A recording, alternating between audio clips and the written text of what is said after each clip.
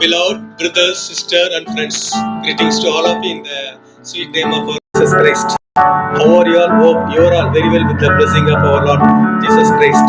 பிரியமானவர்களே, இயேசு கிறிஸ்துவின் இணையற்ற நாமத்தில் நான் உங்களை வாழ்த்துகிறேன். எப்படி இருக்கீங்க? சோகமாறீங்களா? நல்லா இருக்கணும் உங்களுக்காக நான் ஜெபிக்கிறேன். அட்டென்ஷன் பேரண்ட்ஸ், பெற்றோர்களை கவனிக்கவும். உங்களுடைய பிள்ளைகள் படித்துவிட்டு தேர்ச்சியில் வெற்றி பெற்றார்களா? முதலாவதாக கர்த்தருக்கு நன்றி சொல்லுங்கள்.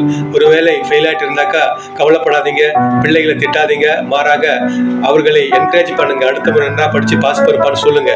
ஏன்னா ஏசப்பா பிள்ளைகளை நேசித்தார், அது போல நாமும் நமது பிள்ளைகளை நேசிப்போம், பிள்ளைகளிடத்தில் அன்பாயிருப்போம்.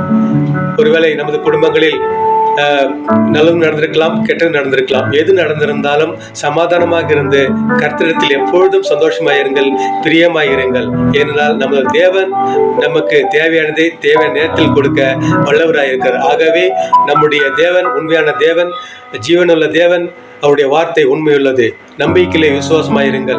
ஏனென்றால் ஏசப்பா சொல்லுகிறார், let me read the word of God written in the Gospel of Mark chapter 11 verses 22.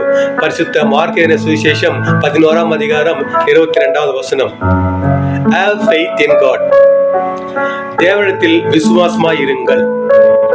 இன்னைக்கு நான் சொல்ல வர டாபிக்ஸ் என்னன்னு சொன்னாக்கா, believing in Christ, faith in truth. இயேசுவை நம்புங்கள், உண்மையிலே விசுவாசமாயிருங்கள். ஒருவேளை ஏசப்பா நம்ம முன்னாடி வந்துட்டு உனக்கு என்ன வேணும் அப்படின்னு கேட்டாக்கா நீங்க என்ன கேட்பீங்க?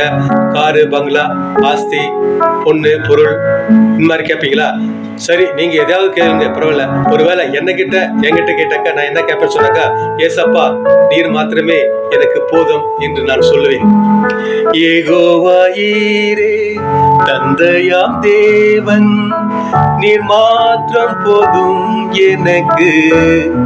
யெகோவா ராஃபா, சுகம் தரும் தேவன், உன் தழும்புகளால் சுகமே.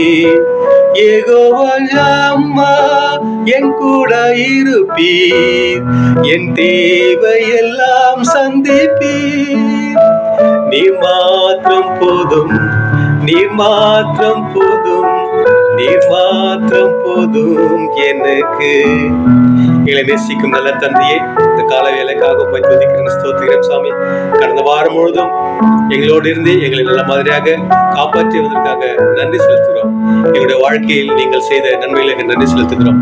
தொடர்ந்து ஆண்டவரே, உங்கள் கிருபையாலும் இருக்கத்தாலும் எங்களை வழித்தள்ள வேண்டும் என்று இறைமகன் இயேசுவின் மூலம் ஜெபம் கேளும் நல்ல பிதாவே. ஆமென், ஆமென். Thank you friends. See you in the next week. Till then, it is Sarul from Bangalore. Bye bye. God bless you.